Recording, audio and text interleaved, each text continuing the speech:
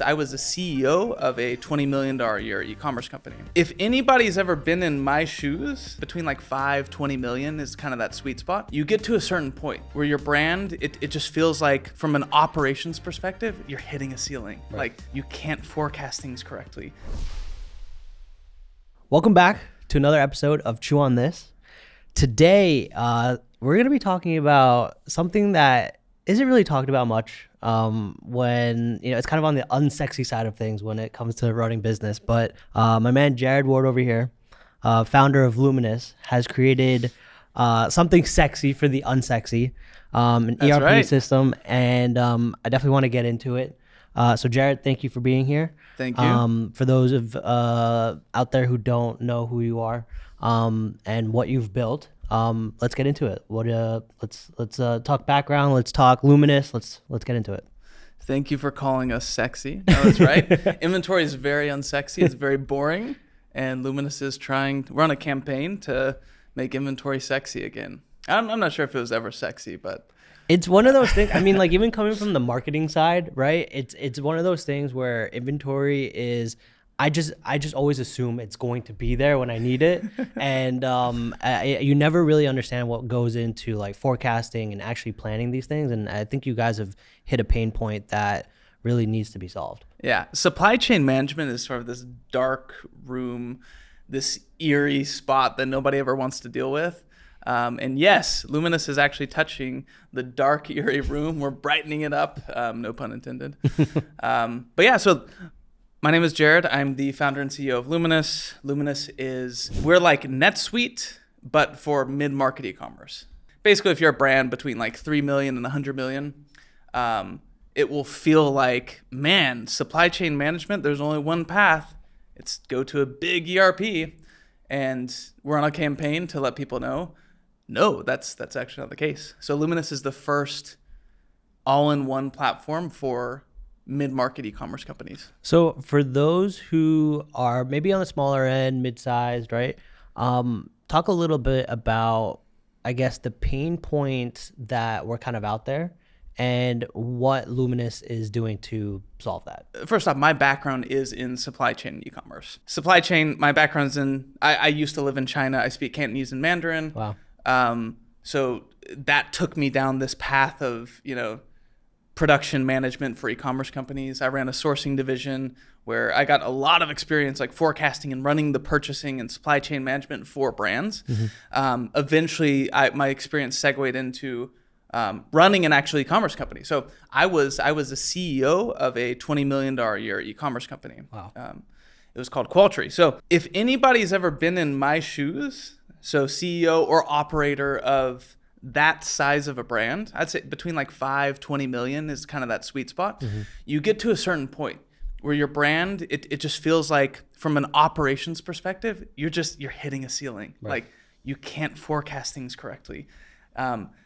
There's like this, if you branch out to wholesale, for example, mm-hmm. like there's this wholesale arm of your business that's just totally separate and doesn't fit in to your current systems. Right. You're trying to, you're expanding your products, you're doing more kits, more bundles, you're just expanding your number of SKUs. So all of those things mm-hmm. for modern e-commerce companies, when you're around that size, it gets to a point where you're just like, okay, I have to have a system. Like I have to tame this madness. Yeah. No, and any founder who's actually been to that level, then you understand the how maddening it is looking for tech to service you. So when you're hitting that critical mass, like, okay, we need to organize this in order to blow past this ceiling, mm-hmm. to reach our whole full potential as an e-commerce company. That's where Luminous comes in. Yeah. If anybody searched for tech out there, it's either big ERPs or small point solutions that do like a little bit of what you need. Or Google Sheets. Yeah, they don't really like, yeah, exactly.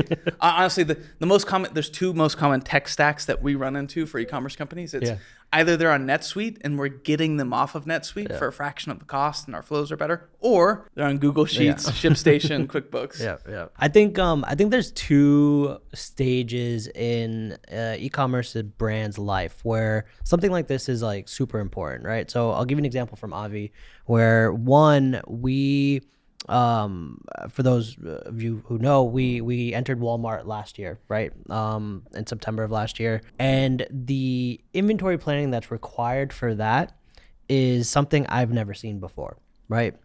Walmart is constantly sending you purchase orders week after week. They'll give you the initial PO, and then depending on velocity, they'll send, POs after POs, week after week after week. So you have to forecast that out, right? Now, on top of that, you got to layer in D2C and what's happening there.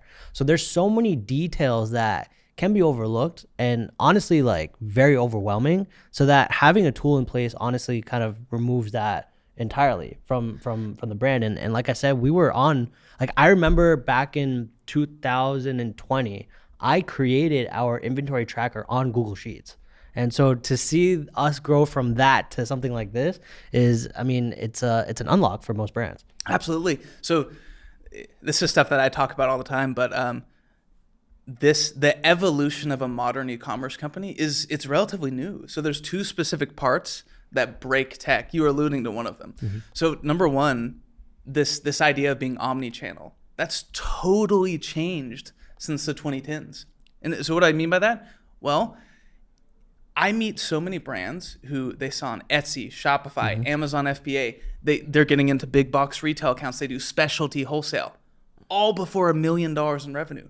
It's never been easier as a brand to go omni-channel. And it truly means something totally different nowadays. And that has repercussions to your back-end system. Right. So a lot of times people are wondering, like, why is my inventory and purchasing so hard? Well, it's because you're selling across 7 different channels, and selling wholesale is a totally different type of forecasting, replenishment, sales. The second thing that how e-commerce companies have evolved is using multiple distribution points early. Mm-hmm. So what do I mean by that? Does Obvi use a 3PL? We do, yeah. Do you guys sell on FBA? Yep. Okay, so for most e-commerce companies back in the day, I mean, I say back in the day, think back to just like 2010 or something. Normally you just have your warehouse for a $20 million brand, and that's it. Like everything goes out of that.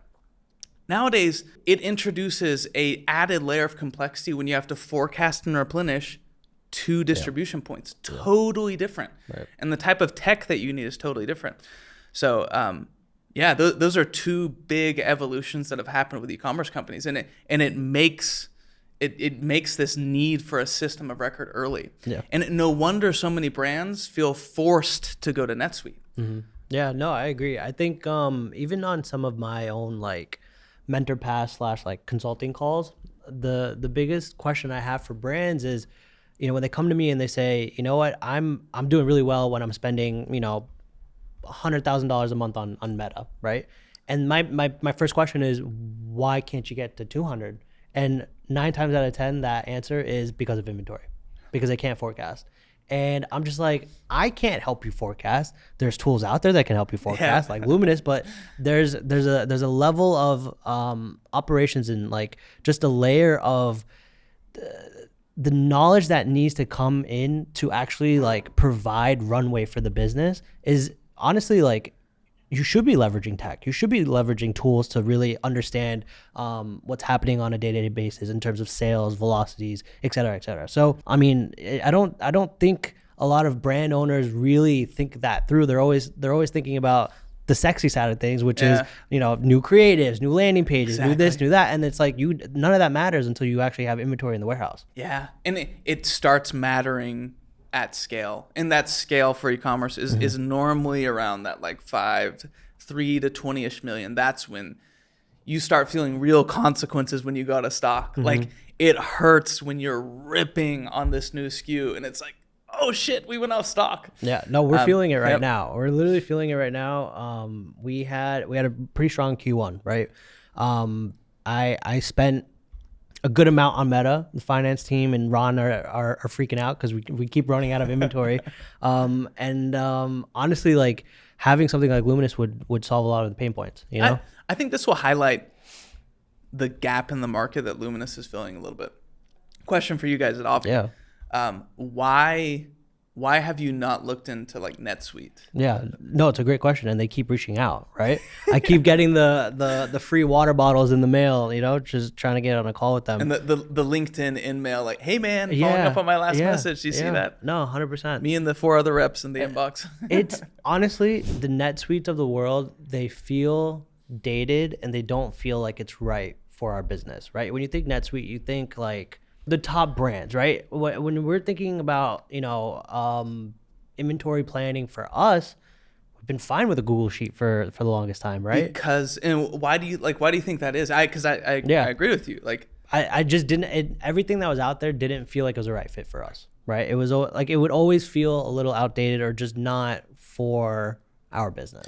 And Google Sheets is working for you right now, the way you guys have it set up. It's working, it breaks, it's not cute, it's not great. And so that's why it's like, when you look at something like this, right? And when we do have other founders that come on the podcast that are building other tools, right? The one thing that I truly enjoy seeing is the founder has some background in e-commerce that dealt with an issue, created a solution to that problem, and now is working on that. So like you're the founder that I trust to put out a solution to fix a problem that I may have because you had the same problem. The issue with NetSuite, NetSuite's actually a fine product if you're a really big company. The problem with NetSuite going down market to mid-market e-commerce, to the Obvis of the world, to other similar sized brands is, can NetSuite service you guys? Yeah, they could, for $1 million of customization and minimum $200,000 implementation fee and $7,000 monthly cost that's going to get raised next year. Like, they're not built by somebody who understood e-commerce, and they're not monetize. They don't monetize to brands like you guys. Right. No, I agree. They're trying. They're definitely trying. Yeah. So take us a little under the hood, right? When did you guys start building this out? What did that look like? What goes into building a platform like this? Yeah, great question. So I started Luminous in my early days of Qualtry. So I was CEO of a company called Qualtry. We were a personalization and manufacturing direct-to-consumer company. So like a couple of our brands, like groomshop.com, a gift personalized. We sold direct-to-consumer, wholesale. We did manufacturing in-house fulfillment. Very complicated company. Thousands and thousands of SKUs. I went to Qualtry to start building Luminous. I went there because I had already had a lot of experience with my own e-commerce companies or sourcing for other e-commerce companies. And I had already identified a gap in the market. Like, okay, there's a gap here. Like mid-market, there's not a platform or a system for back-end supply chain that's servicing these companies. Like there's no one go-to. Right. So I went to Qualtry to start building that.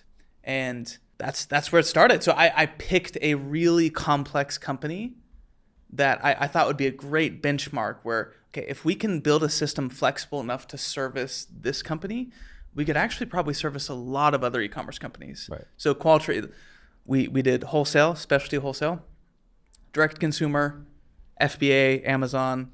We did in-house fulfillment and light manufacturing, which is very that's about as complex as you're going to get. Right. So yeah, we started building purchase order management and RFQ management. And eventually we branched off into eventually went to inventory management. Then we went to wholesale, like a B2B portal to run specialty wholesale, embedded EDI. So like embedding the EDI process workflows into the actual system. Eventually we got to forecasting, replenishment for multiple warehouses. But yeah, it all grew out of Qualtry. For something like this, right, there's a lot of moving parts that go into something, as complex as this, right? And then coming off of building your own e-commerce brand, I'm sure funding becomes a question here when you want to build something like this out, right? I know a lot of founders out there, whether it be like e-com or even SaaS, right? Just to get to that starting point or even to that next level, funding is always on everybody's mind. So did you guys end up raising funds for this? We did, yeah. So fundraising happened. I had built a beta product. I sold about 5 clients. They were kind of our 5 foundational clients. That got us to about $150,000 in ARR. So I took that traction and I went and fundraised. With my partners at the time, we went and fundraised from a couple of different people. So Serena Ventures is our number one VC partner. So that's Serena Williams Venture Fund. Nice. She's an awesome strategic investor because she's one of the biggest e-commerce investors, D2C investors. I had no idea. So it's been amazing. Then Startup Ignition, it's a local Utah firm, Pelion, and like a couple others.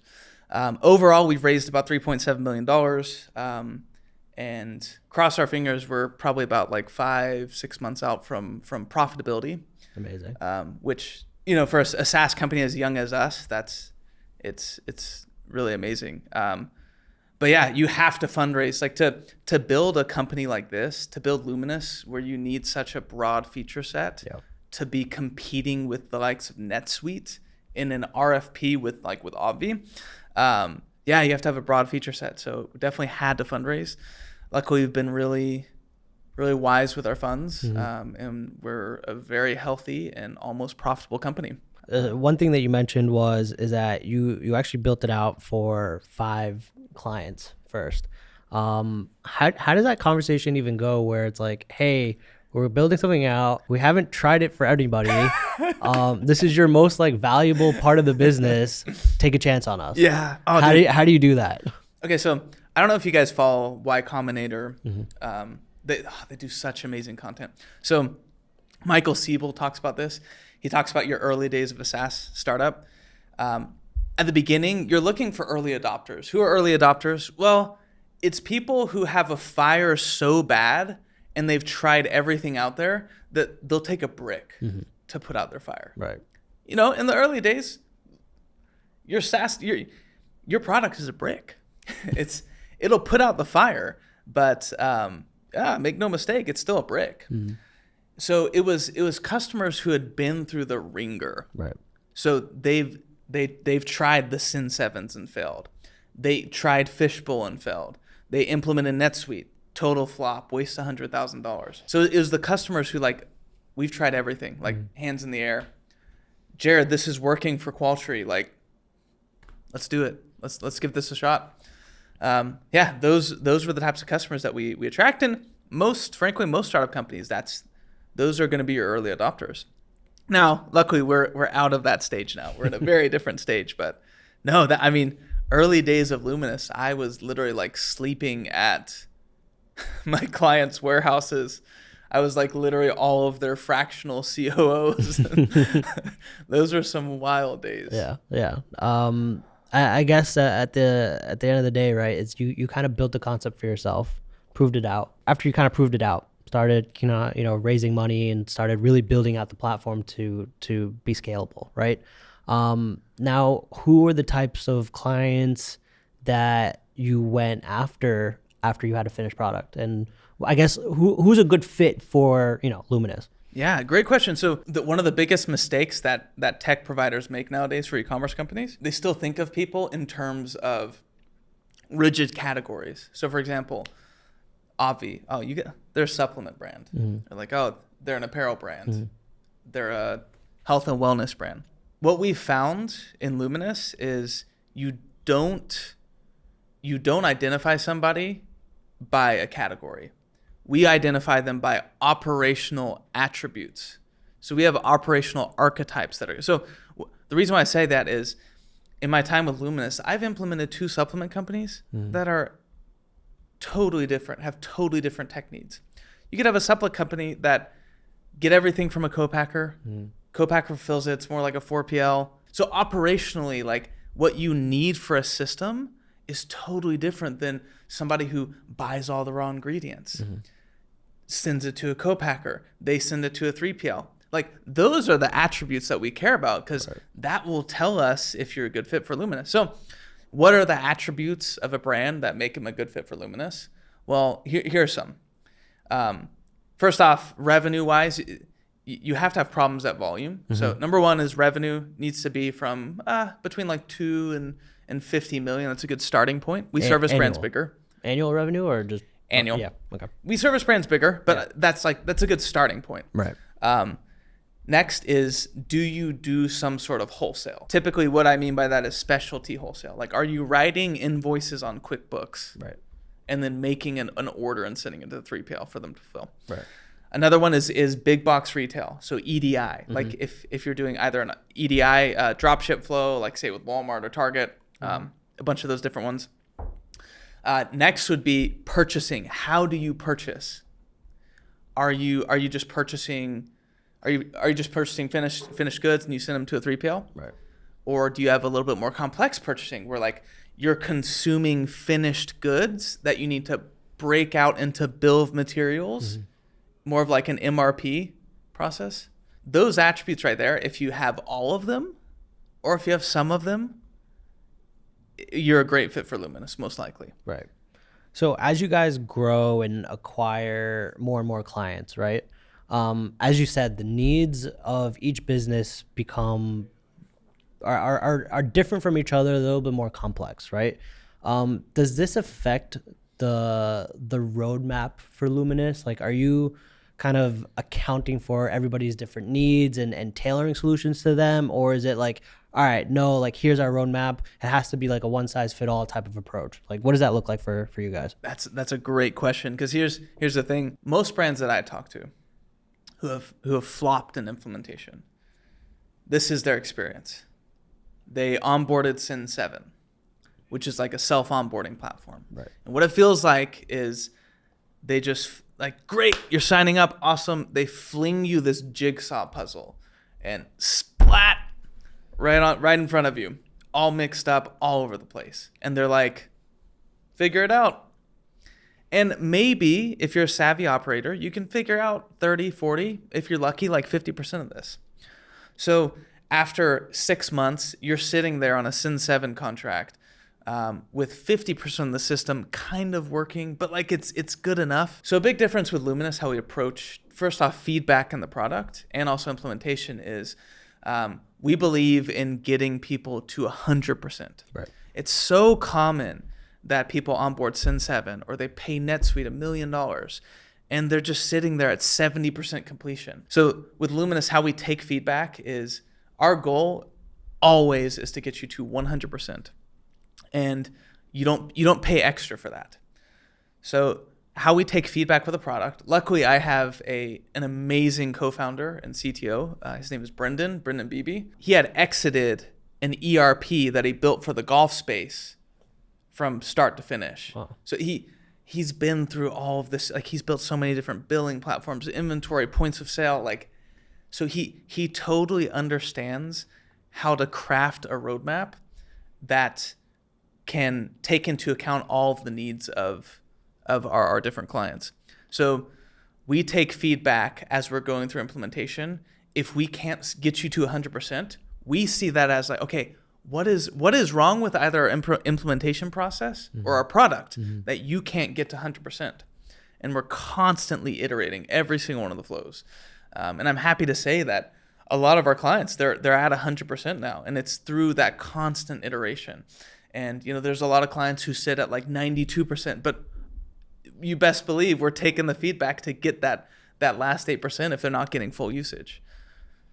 So really great points that you made there. So the one that I really want to touch on is, I guess, figuring out the gaps within the product, customer by customer basis, and then figuring out the gaps between you and what's on the market already, right? Us at like Obvi, for the way that we kind of identify these things is we have a Facebook community, right? We have like 80,000 people in there. They're telling us, like what is, are there certain flavors that they really want to see? Are there certain products that they want to see? And for us, it's literally the biggest cheat code because we don't have to do too much to figure it out. They're literally coming and telling you, right? So I think there's that element of filling in the gaps, right? Customer telling you exactly what they want, done. On the other side of it now, right, is you want to obviously tailor to your customers, but you also you do want to take market share from the others, right? So how do you guys go about figuring that side of the market out? Like, are you, I mean, I don't know if we can say this, but It's a great do question. you guys have accounts with like a Sin7 or NetSuite to see what's going on? Like, I don't know. Like when we do competitor research, we buy other collagens dude. and we test it out, you know? So Oh, I'm yeah. curious if it's the same thing for SaaS platform. Here's the thing, like with ERPs, these modules have been built 100 times, 100 different ways. Dude, we're constantly referencing, okay, how does Dynamics 365 do this? How does NetSuite do this? How does this point solution right here do this? How does the Shopify app do it? Oh, we're doing true market research there. Right. And we're trying to come up with the best solution. We're really curious with what could be the best flow. But luckily for us, I mean, this shit has been built hundreds of times, 100 different ways. So yes, we absolutely look at our competitors. So for Luminous's forecasting flows, this is kind of how we approached it. So I have experience in the space, so I kind of knew which ones were good for what. So I'll give you an example. SoStocked is a great forecasting and replenishment tool for FBA brands. The way that you can configure and change some of the assumptions for, okay, is this based off of 7-day sales velocity, 14 days, I need a 10-day buffer, blah, blah, blah, all of these boring things. I love the way SoStock does that, but it's super limited in its scope. It's really kind of only for FBA brands who replenish to Amazon. Right. But I really like how you can edit a lot of the assumptions. Then there's, for example, Cogsy. Cogsy they're a self-onboarding platform that helps with replenishment for Shopify and FBA brands. Love their UI. I love how they show data visualization. Then there's another founder in the space. His name is Fabricio. Fleabur, the way you can configure settings for forecasting in Fleabur. So how Luminous will approach forecasting, for example, is like, we're going to take the best of all of those worlds and we're going to put it in here and we're going to run it against all of our customers and the users and see, okay, what's the best way to put all this together. Right. So absolutely, we take feedback from the market. Yeah, we're downloading tools. We're seeing what's done really well, what's not. And to ship all this, I mean, you need to have a really solid team to do this, right? I know you mentioned your co-founder, who's the CTO as well. I think having the right partners is super important for a business, right? For those who don't know, our story at Avi is, it's myself, Ron, and Ankit. We worked on an agency before starting Avi, and I think the reason it works so well is because I handle a lot of the paid marketing, right? Ankit handles branding and design. And then you have Ron who handles finance and ops. And so between the three of us, you really can cover a lot of ground and you're never going to step on each other's toes because you're doing all different things, right? So I'm curious how you guys kind of came together. Is it something similar? Tell us the story behind, how you guys got together to start working on this. Yeah. So, oh man, so many lessons learned. Again, I wish we would have just listened to Y Combinator content earlier. Totally agree with what you just said. Yep. Whenever there's redundancy in partnership, issues will happen. Or, when somebody's not bringing everything they should be to the table, like that's when issues happen. So I had to learn the hard way of what I really needed in a co-founder. So Luminous was my brainchild. I started from the very beginning. Eventually, so I actually brought on 2 co-founders at the beginning. Interesting.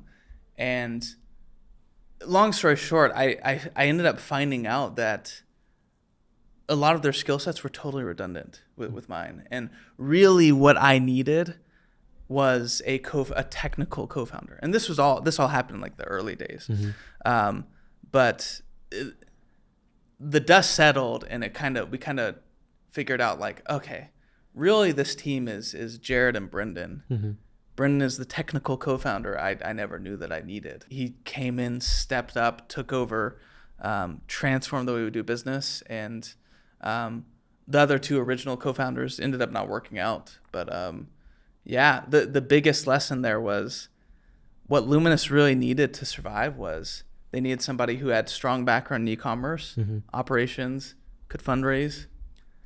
I can actually do all those things. And then I needed somebody who was really good technically minded, a really good product manager, CTO, who had built an ERP from the ground up. And that's what we ended up getting. So to all you tech founders or founders out there, just like he said, redundancy is not good. It's not like, oh yeah, let's get a guy that does this and this, and I do the same things. Oh, it's gonna be awesome. Yeah. No, it's not. I think that's where the most problems happen, right? It's like I've had friends who've gone into business, and you kind of do the same thing, and you're gonna have different ways to do one thing, and that's where I guess people get into trouble. So I think the hardest part about this is actually finding each other, right? I mean, when I look back at our story, I feel like it was like the perfect storm that had happened, right? Like I grew up with Ron's wife, and so it was just like, hey, like at the time they were dating, it's like, oh, let me introduce you to my new boyfriend, right? So met him, introduced to Ankit, and we kind of just all hit it off, and we all had that same entrepreneurial spirit. We all wanted to do the same thing, had the same goals. I guess we kind of just found each other. But how did you and your partner find each other? Yeah. First off, on Tinder. On Tinder, right? Imagine there is an app where you can find co-founders. That's actually kind of... that's actually wild. We'll talk with him after build something out. So Brendan came on right after actually, it was right as we were fundraising. Yep. So right with that first money in. You guys built the product before he even joined. Yeah, so that in the early days, it was just me and an outsourced team, and that was it. I got it to beta, and then I sold five customers. And when I was fundraising, I brought on 2 co-founders. Brendan came on because one of our early advisors, his name is John Richards. He was like, hey, Jared. he flagged some things, which like in hindsight, it's like that's the wisdom that we needed. And that's why it's so important to have advisors around you to call out some of the bullshit that's happening. He was just like, hey, you have to have a technical co-founder. Otherwise this product, it's not going to go anywhere. Right. So he actually introduced us to Brendan. And Brendan had just come fresh off an exit from an ERP that he built in the golf space. And he was looking to make an even bigger impact. He totally understood everything we were doing at Luminous. Our investors also called out some of the redundancies between like me and some of the other roles. And it's amazing like how things end up working out. And you can totally see how companies fall or they spiral and just like go out of business. Right. So much of it, if you don't nail these things early, it's going to become a massive issue for the business. Yeah, no, I agree. Speaking of issues, when it comes to the business, I know you mentioned before, or maybe we talked about this before the pod, but a lot of these ERP tools or platforms, whether it's like you're kind of self-onboarding yourself or you have somebody implement it for you, but it costs a ton. How do you guys do it, and what makes you guys more successful at it than others? Yeah, so couple things. Number one, the way we monetize is so crucial. So most ERPs, what they'll do, and there's a reason for this, by the way. When a tech company is implementing you as an e-commerce company, they're taking a big risk on you. So that's why they charge implementation fees, because a lot of times they're going to be spending a lot of time and resources onboarding you. Right. So Netsuite, for example, will have like a minimum onboarding fee of like $50,000. Even Sin7 will charge like $5,000-$10,000. No wonder they're just sending water bottles. Yeah, and then on top of that, it'll be like a yearly fee of $80,000. Yeah, it's a year-long commitment. So here's the difference with Luminous, because e-commerce companies, first off, that's a big chunk of change to commit to. Could literally spiral you out of business if this is not done correctly. And what e-commerce companies are looking for, this is something I know as a founder and somebody who operated an e-commerce company. They're looking for somebody who's equally as scrappy, who's like, here, like, let me prove to you that this is going to work. So Luminous monetizes with free implementation. As long as you do a year-long commitment, we do free implementation. And that implementation normally includes an on-site visit, crazy support. Wow. So like the type of support that you'd have to pay like $500,000 from Netsuite to get, we give you for free because we think that's part of our business model. We get to prove to these brands that we're putting our necks on the line here too. You guys need to get implemented within the next couple months for this to be profitable for us. Right. And we kind of put ourselves in the same situation that our customer is, so we're so aligned. And yeah, I would say the support that we give during implementation is second to none. Like I said, with a Sin 7, they're flinging you a jigsaw puzzle, splat, and you get to try to figure it out. And when you ask for help, you got to pay for the help. Right. Or if somebody is helping you, he's telling you how to solve a jigsaw puzzle, but he's never done it himself. It's like just a customer support rep. So at Luminous, you actually have former operators or people who have done really challenging implementations. Yeah. They know how to solve the jigsaw puzzle. Right. And we're going to be sitting right beside you. That's all included in the price. Yeah.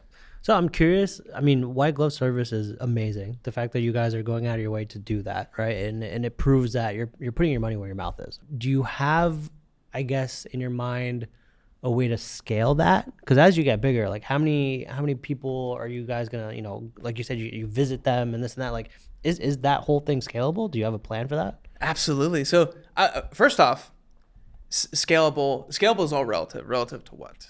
Well, I mean, Luminous can sustain 2x 3x growth every single year. Wow. With the current rate that we're doing, and it's because we don't price match with Sin 7.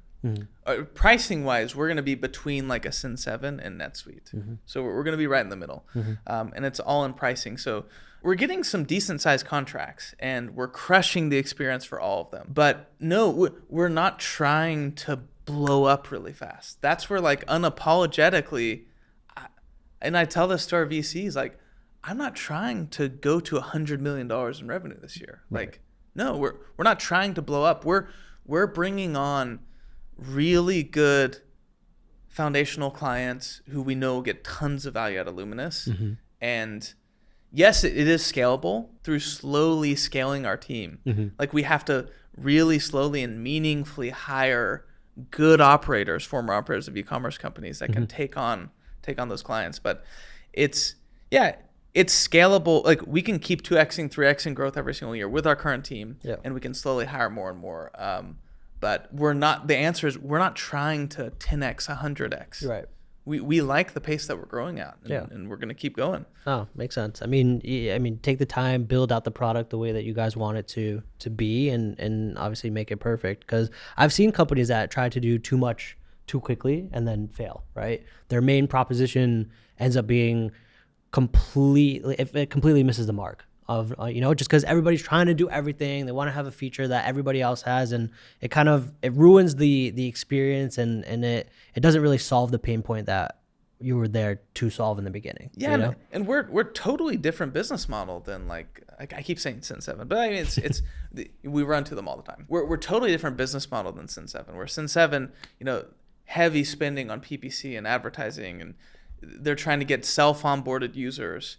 They might onboard 1,000 users in a month, but they expect 70% of those to churn, right? And then 30% will stick around, but they'll only use like 50% of the platform. No, I would rather just crush the experience, get 100% implementation on a meaningful number of clients every single month. So it's totally different approach, and it's much more sustainable revenue. Our LTV is higher.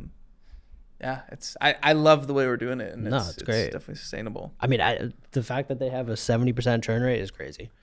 Well, I don't know for sure. Speculation. Right. Let's talk future of Luminous, right? I know we talked a little bit about current feature sets, but anything that you're looking forward to this year and beyond? Yeah, so we're making a big push to get e-commerce companies off of NetSuite. So we're on a campaign of we've already gotten our first company off of NetSuite successfully. Nice. This year, and especially in the next 5 years, Luminous will be the #1 back-end system of record for e-commerce. You don't believe us? Just watch us in the next 5 years. So it's kind of like a call to everybody. If you're looking at NetSuite, if you're on NetSuite, and if they're raising prices this year like they are with so many other companies, they're not the only option out there. We can service you. Let us take a look under the hood. That's awesome. Towards the end of every episode, we like to do what's called a chew, right? So if there's one thing that you want viewers and listeners to kind of take back and implement in their business today, what would it be? Besides Luminous, of course. Make sure your processes, the software that you're using, is right-sized for your company. Luminous a lot of times is coming in and fixing an implementation that it was doomed from the start. It was a square peg into a round hole. Really make sure this solution, it's great for a $100 million company or a $1 billion company. That doesn't mean it's good for a $40 million e-commerce company. I like what you were alluding to before. It's okay that like a Google Sheet works for you. Like there's nothing wrong with that. So long as you have clear SOPs and procedures and you have a right-sized tech stack, don't jump onto something that's too big. Love that. Chew on that. If you want more from us, follow us on Twitter, follow us on Instagram, follow us on TikTok, and check out the website chewonthis.io.